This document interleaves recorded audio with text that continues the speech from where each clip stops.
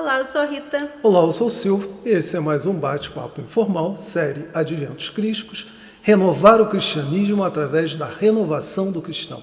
E desta vez nós vamos falar do capítulo 18, Detentores como Arauto dos Adventos Crísticos. Rita, nós já falamos de uma série de personagens que são, digamos assim, os responsáveis pela divulgação dos adventos crísticos. E dessa vez nós vamos falar dos detentores. Aliás, nós estamos falando do livro do Adolfo Marques dos Santos, um pouquinho mais para cá, Rita. Adolfo Marques dos Santos, Adventos Crísticos, tá? Então, a gente até já falou, sobre os detentores num capítulo anterior, mas como ele tá trazendo de novo com essa nomenclatura, então, vamos lá. Então, os detentores... Dentro dos Adventos Crísticos, a gente pode dizer que o Adolfo Marques dos Santos, que é o autor deste livro, ele é um detentor. Um dos detentores. Uma vez que a gente pode dizer que ele é o principal guia espiritual no plano encarnado dos Adventos Crísticos. Inclusive, a gente vai ver mais adiante, que tem várias mensagens trazidas pela espiritualidade que esses detentores estão, na verdade, espalhados, pelo planeta, porque é um planejamento planetário, então não é só um detentor, que vem trazer essa novidade ou trazer essa mensagem dos adventos. Na verdade, são vários, não tantos, mas vários espalhados pelo planeta. Sendo que, segundo a própria mensagem das Sagradas Fileiras, o Adolfo seria um dos mais ativos e talvez um dos mais conscientes nesta encarnação da sua tarefa. E tomando o próprio Adolfo como exemplo, porque muitas das pessoas que vão nos assistir não sabem disso, nós sabemos, através dos vários livros do Adolfo, que ele tem conhecimento de diversas encarnações, onde ele trabalhou dentro do segmento religioso. Então, eu acredito que uma das coisas que se espera do detentor é que ele já é alguém talhado para essa tarefa, não é isso? Então, é isso que a gente vem falando, tanto dos detentores, dos missionários, de todas as nomenclaturas que a gente deu para essas pessoas que vêm com essa missão de divulgar os ditames crísticos, Então, os adventos crísticos, eles estão agora, nesse momento, sendo divulgados dessa forma, porque já é chegado esse momento de nós sabermos um pouquinho mais sobre os ditames crísticos. Porque assim, a gente vai aprendendo, aos pouquinhos a gente vai acrescentando um pouco mais ao nosso conhecimento. E estamos agora nesse momento de abrir um pouquinho mais, expandir um pouquinho mais a nossa consciência em relação aos ditames crísticos, Embora você já esteja falando dos ditames crísticos, eu acho que é importante a gente voltar ainda na figura do detentor, porque ele é considerado um ungido, ele é considerado alguém de quem a espiritualidade superior espera que seja capaz de cumprir aquilo que foi acordado antes da encarnação desse detentor. É verdade. Se não me engano, foi até no capítulo anterior, 17, que a gente comentou sobre essa questão, porque todos esses detentores, missionários, todos eles têm uma experiência milenar, com essa questão do Cristo. Então, eles já vêm sendo preparados em várias encarnações. Então, para chegar hoje, como um detentor, esse espírito não é um espírito novinho, já é um espírito já bem experiente das coisas de Deus e já vem com uma bagagem muito grande. Por isso eles são especiais nesse sentido de que tem muita experiência e tem como transmitir esses conhecimentos com uma convicção muito maior do que quem ainda está engatinhando, vamos dizer assim. E para muitos, Ritas, o que seriam arautos? Porque nós sabemos o que é o arauto, mas as pessoas que talvez vão nos ouvir, detentores como o arauto dos adventos crísticos, o que seria o arauto? Porque aqui é usado às vezes algumas palavras que nós não usamos no dia a dia, No dia a dia. É aquele que vai realmente ser responsável, ser representante, um representante. É um divulgador? Um divulgador, um representante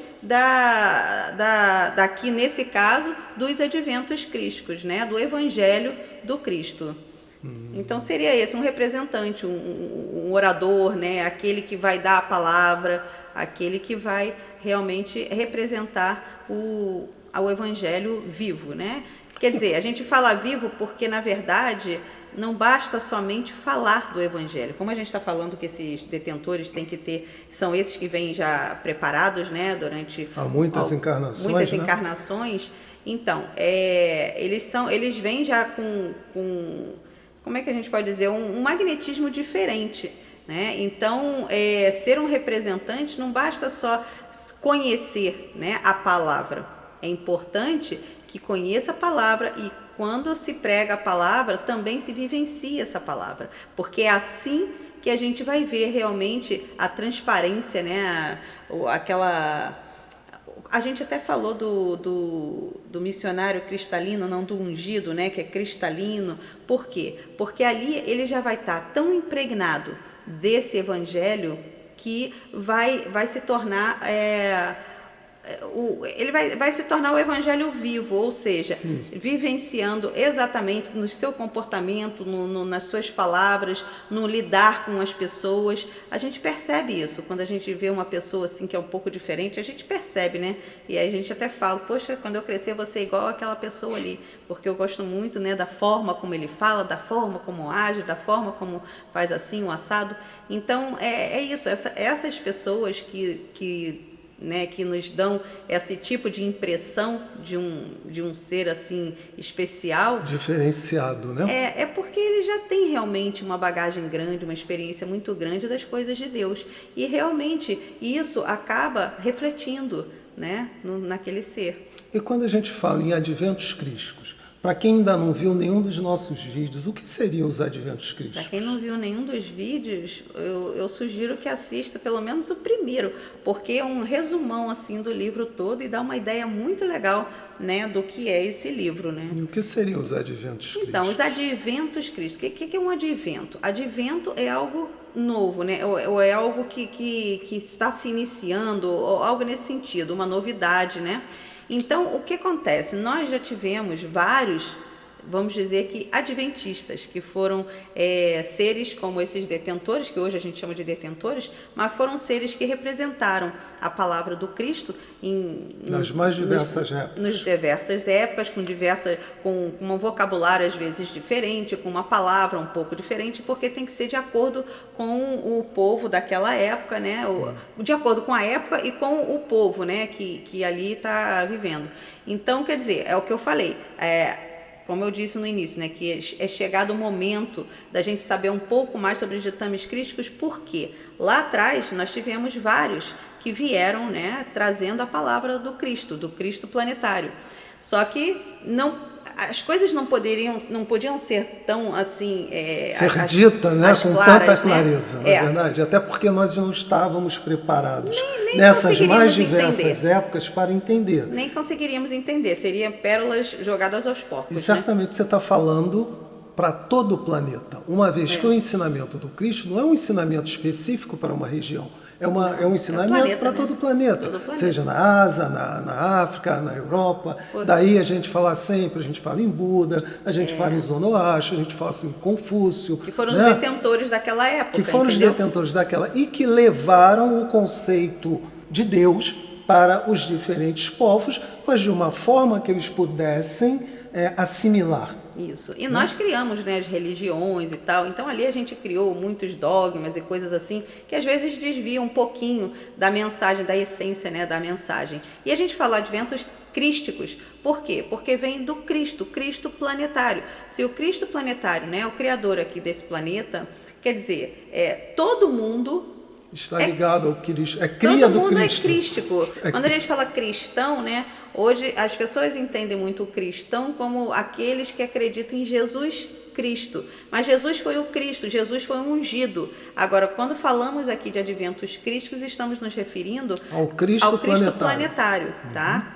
Então, Jesus foi o melhor representante, né, do Cristo planetário. E ao mesmo tempo Terra. A gente pode dizer que ele foi o sintetizador de todos os outros adventos. Né? Então, nós tivemos os mais diversos adventos e Jesus veio tipo assim, vamos agora, né, dar um maior esclarecimento, vamos unificar todas elas. todo esse pensamento. Todo esse conhecimento, né? Agora Isso. foi juntando, né, as pecinhas, né? E ele traz uma Ele coisinha sempre a mais. Isso, né? e agora, assim, não é que seja uma grande novidade, porque Jesus falou isso tudo, né? Há mais de 2000 anos atrás, ele falou isso tudo que a gente vem falando aqui. Só que a linguagem hoje é diferente, né? É um pouco mais clara.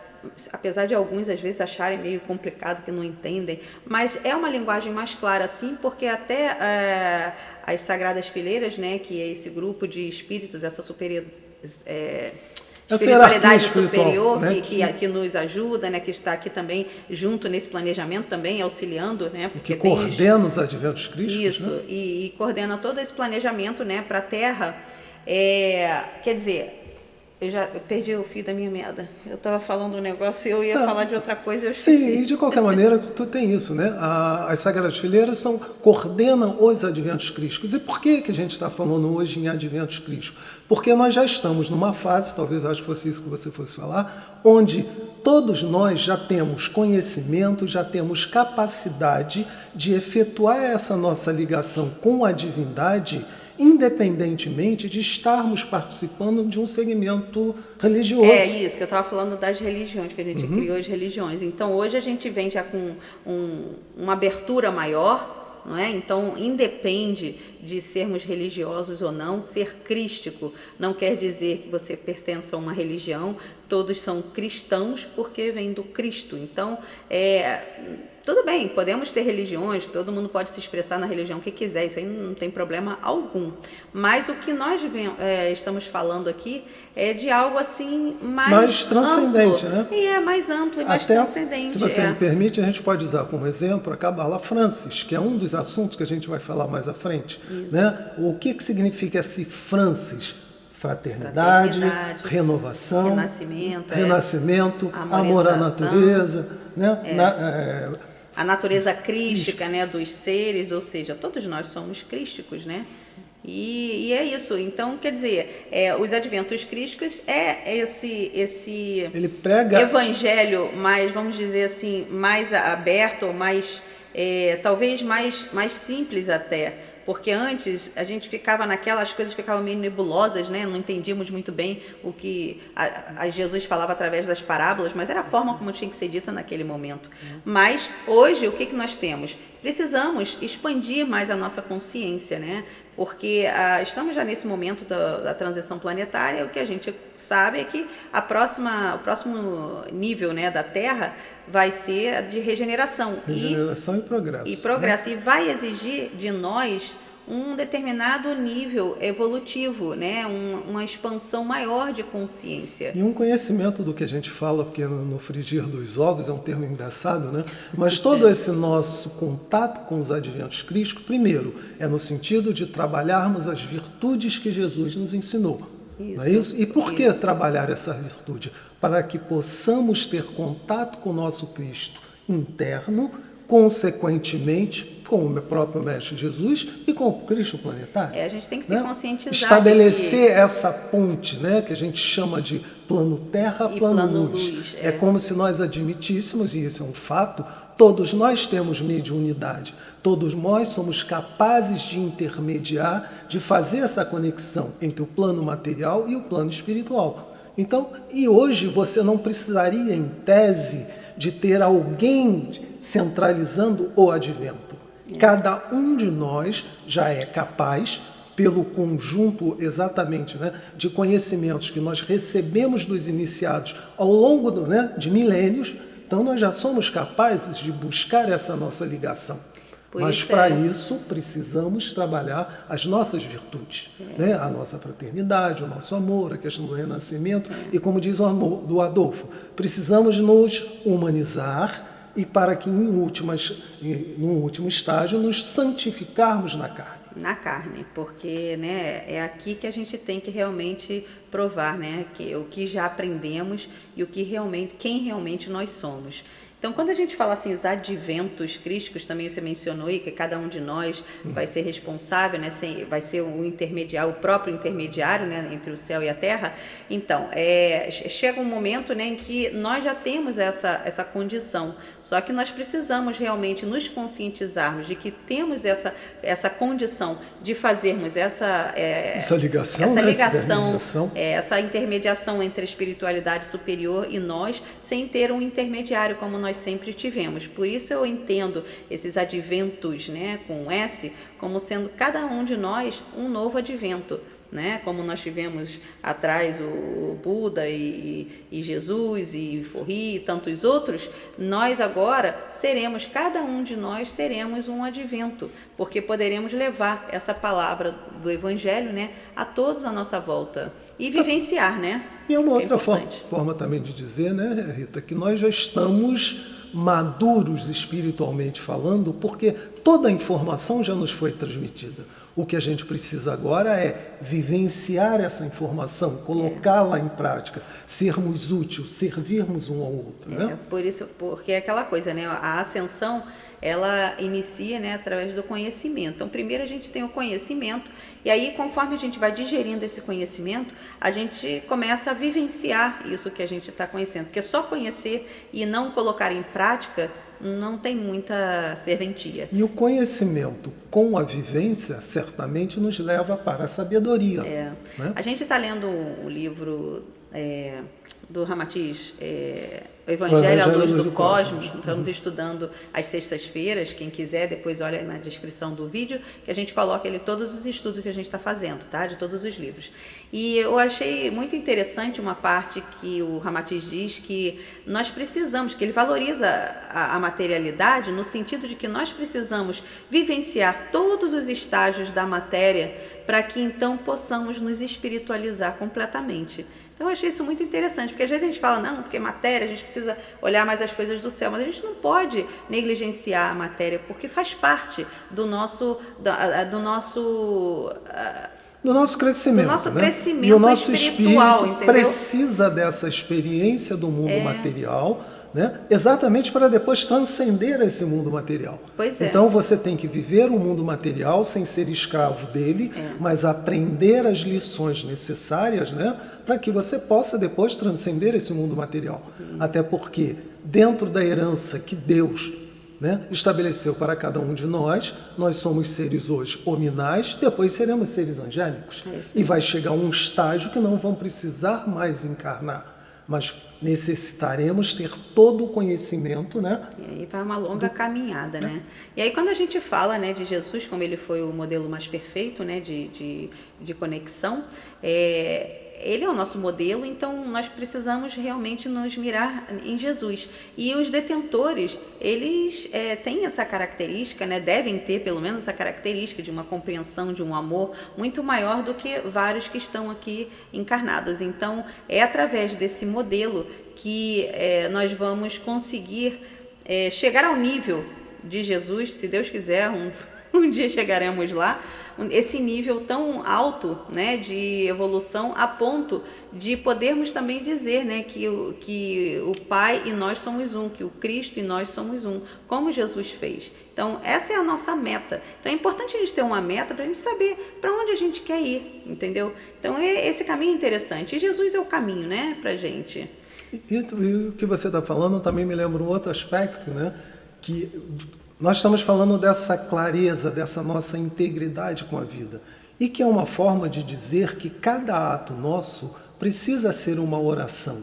E quanto mais íntegro nós fomos, né, com essa busca da virtude, com o aprendizado dos ensinamentos que nos foram passados por Jesus, tudo que nós fizermos e tudo que nós expressarmos será praticamente uma oração. Com certeza. Né? E assim, claro que os desencarnados também trabalham, né? Não são só os detentores encarnados que estão trabalhando nessa proposta, mas os desencarnados também. Porém, esses encarnados, eu vejo assim com uma responsabilidade um pouco diferente, porque por estarmos aqui encarnados, né, nós temos que ser modelos de outros. Sim. Nem todo mundo tem, né, a vidência, né, consegue ver espírito. Então, quer dizer, os encarnados têm ainda essa particularidade, dessa responsabilidade, né, de realmente... De ser modelo para os encarnados e para os desencarnados. Sim, e aí ter aquele modelo, né, onde a gente possa ver realmente... Porque ainda estamos um pouquinho nessa fase, né? E tem aquela frase, né? Que Deus fala